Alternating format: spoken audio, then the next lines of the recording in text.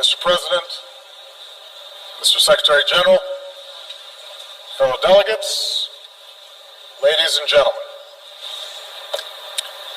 As I address this hall as President for the final time, let me recount the progress that we've made these last 8 years. From the depths of the greatest financial crisis of our time, we coordinated our response to avoid further catastrophe and return the global economy to growth. We've taken away terrorist safe havens, strengthened the non-proliferation regime, resolved the Iranian nuclear issue through diplomacy. We opened relations with Cuba, helped Colombia and end Latin America's longest war. And we welcome a democratically elected leader of Myanmar to this assembly. Our assistance is helping people feed themselves, care for the sick, power communities across Africa, and promote models of development rather than dependence.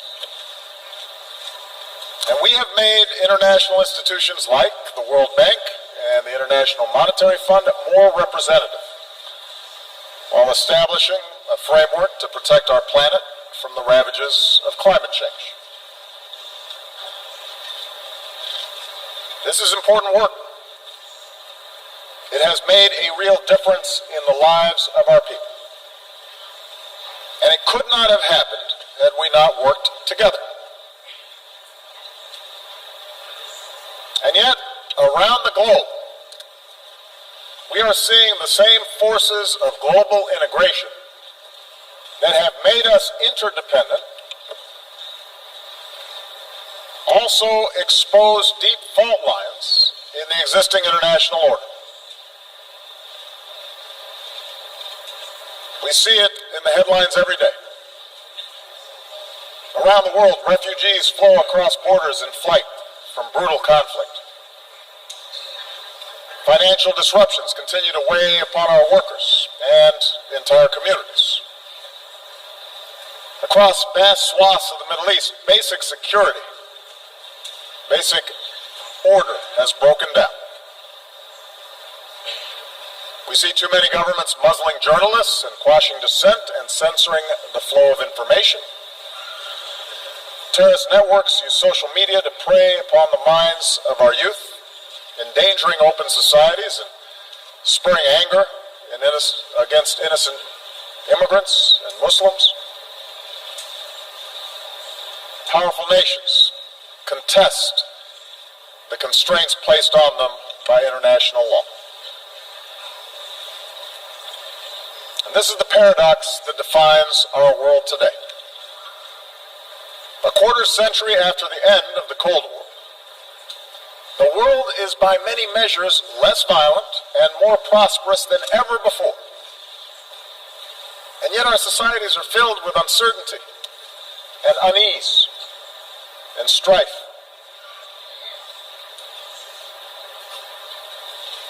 Despite enormous progress, as people lose trust in institutions, governing becomes more difficult, and tensions between nations become more quick to surface. And so I believe that at this moment, we all face a choice. We can choose to press forward with a better model of cooperation and integration, or we can retreat into a world sharply divided and ultimately in conflict along age-old lines of nation and tribe and race and religion. I want to suggest to you today that we must go forward and not backward. I believe that as imperfect as they are, the principles of open markets and accountable governance, of democracy and human rights and international law that we have forged remain the firmest foundation for human progress in this century. I make this argument not based on theory or ideology, but on facts. facts that all too often we forget in the immediacy of current events. Here's the most important fact. The integration of our global economy has made life better for billions of men, women, and children. Over the last 25 years, the number of people living in extreme poverty has been cut from nearly 40% of humanity to under 10%. That's unprecedented. And it's not an abstraction. It means children have enough to eat. Mothers don't die in childbirth. Meanwhile, cracking the genetic code promises to cure diseases that have plagued us for centuries. The internet can deliver the entirety of human knowledge to a young girl in a remote village on a single handheld device. In medicine and in manufacturing and education and communications, we're experiencing a transformation of how human beings live on a scale that recalls the revolutions in agriculture and industry. And as a result, a person born today is more likely to be healthy, to live longer, and to have access to opportunity than at any time in human history. Moreover, the collapse of colonialism and communism has allowed more people than ever before to live with the freedom to choose their leaders. Despite the real and troubling areas where freedom appears in retreat, the fact remains that the number of democracies around the world has nearly doubled in the last 25 years. In remote corners of the world, citizens are demanding respect for the dignity of all people, no matter their gender, or race, or religion, or disability, or sexual orientation. And those who deny others' dignity are subject to public reproach. An explosion of social media has given ordinary people more ways to express themselves and has raised people's expectations for those of us in power. Indeed, our international order has been so successful that we take it as a given that great powers no longer fight world wars, that the end of the Cold War lifted the shadow of nuclear Armageddon, that the battlefields of Europe have been replaced by peaceful union, that China and India remain on a path of remarkable growth. I say all this not to whitewash the challenges we face or to suggest complacency.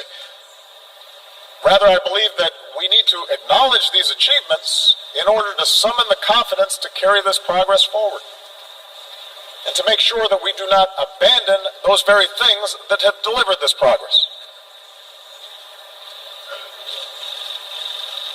In order to move forward, though, we do have to acknowledge that the existing path to global integration requires a course correction.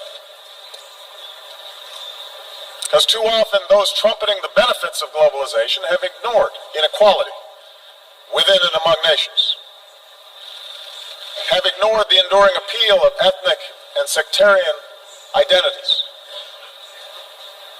have left international institutions ill-equipped, underfunded, under-resourced in order to handle transnational challenges.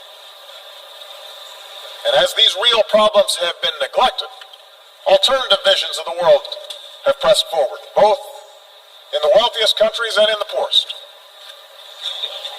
Religious fundamentalism, the politics of ethnicity or tribe or sect, aggressive nationalism, a crude populism, sometimes from the far left but more often from the far right, which seeks to restore what they believe was a better, simpler age free of outside contamination. We cannot dismiss these visions. They are powerful. They reflect dissatisfaction among too many of our citizens.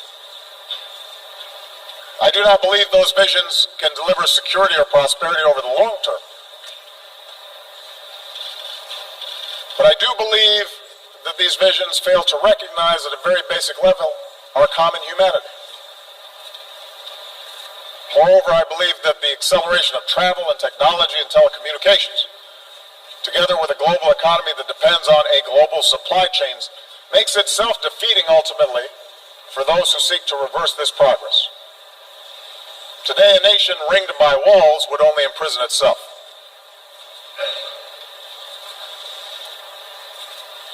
So the answer cannot be a simple rejection of global integration.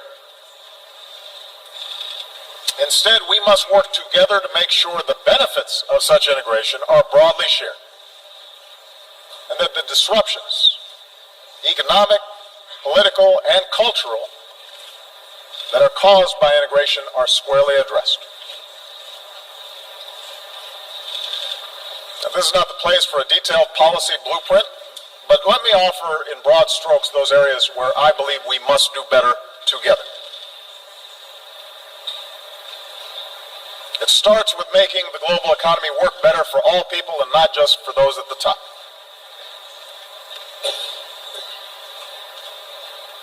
While open markets, capitalism have raised standards of living around the globe, globalization combined with rapid progress in technology has also weakened the position of workers and their ability to secure a decent wage. In advanced economies like my own, unions have been undermined, and many manufacturing jobs have disappeared. Often, those who benefit most from globalization have used their political power to further undermine the position of workers. In developing countries, labor organizations have often been suppressed, and the growth of the middle class has been held back by corruption and underinvestment. Mercantilist policies pursued by governments with export-driven models threaten to undermine the consensus that underpins global trade. And meanwhile, global capital is too often unaccountable.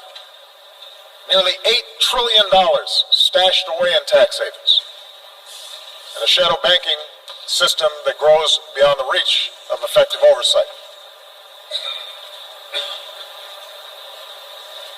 A world in which 1% of humanity controls as much wealth as the other 99% will never be stable.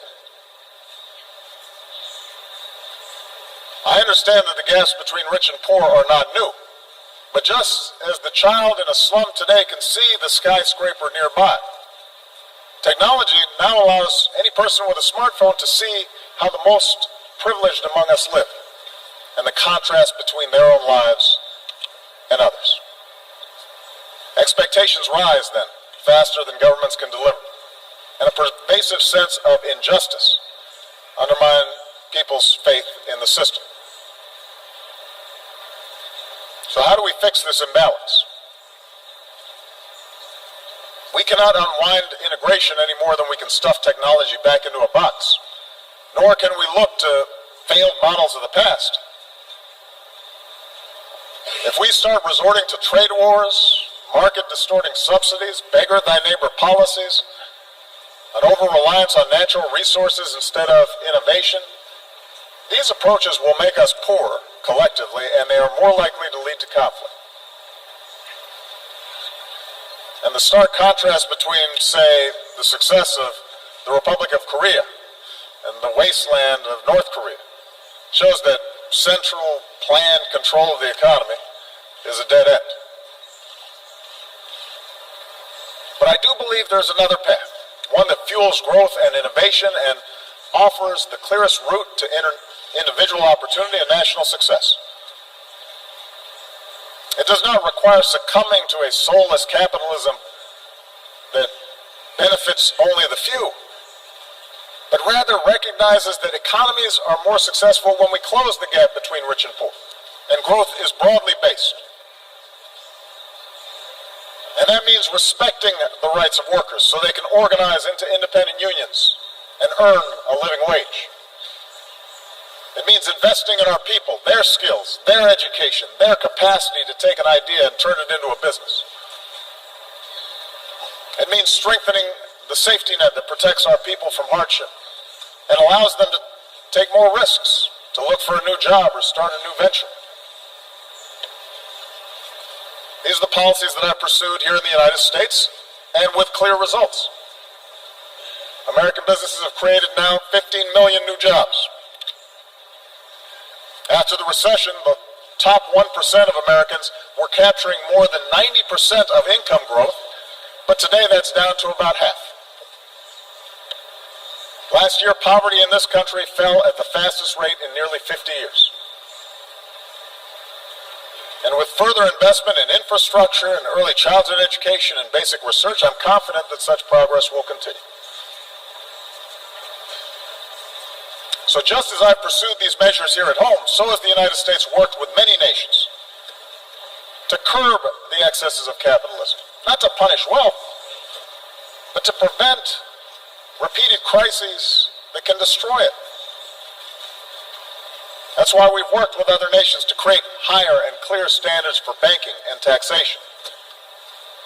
Because a society that asks less of oligarchs than ordinary citizens will rot from within. That's why we've pushed for transparency and cooperation in rooting out corruption and tracking illicit dollars. Because markets create more jobs when they're fueled by hard work and not the capacity to extort a bribe. That's why we've worked to reach trade agreements that raise labor standards and raise environmental standards, as we've done with the Trans-Pacific Partnership, so that the benefits are more broadly shared. And just as we benefit by combating inequality within our countries, I believe advanced economies still need to do more to close the gap between rich and poor nations around the globe. This is difficult politically. It's difficult to spend on foreign assistance. But I do not believe this is charity. For the small fraction of what we spent at war in Iraq, we could support institutions so that fragile states don't collapse in the first place, and invest in emerging economies that become markets for our goods. It's not just the right thing to do, it's the smart thing to do. And that's why we need to follow through on our efforts to combat climate change. If we don't act boldly, the bill that could come due will be mass migrations and cities submerged and nations displaced and food supplies decimated and conflicts born of despair. The Paris Agreement gives us a framework to act, but only if we scale up our ambition, and there must be a sense of urgency about bringing the agreement into force and helping poorer countries leapfrog destructive forms of energy. So for the wealthiest countries, a green climate fund should only be the beginning. We need to invest in research and provide market incentives to develop new technologies and then make these technologies accessible and affordable for poorer countries. And only then can we continue lifting all people up from poverty without condemning our children to a planet beyond their capacity to repair. So, we need new models for the global marketplace, models that are inclusive and sustainable. And in the same way, we need models of governance that are inclusive and accountable to ordinary people. I recognize not every country in this hall is going to follow the same model of governance. I do not think that America can or should impose our system of government on other countries. But there appears to be a growing contest between authoritarianism and liberalism right now. And I want everybody to understand, I am not neutral in that contest. I believe in a liberal political order. An order built not just through elections and representative government, but also through respect for human rights and civil society and independent judiciaries and the rule of law. I know that some countries which now recognize the power of free markets still reject the model of free societies. And perhaps those of us who have been promoting democracy feel somewhat discouraged since the end of the Cold War, because we've learned that liberal democracy will not just wash across the globe in a single wave. It turns out building accountable institutions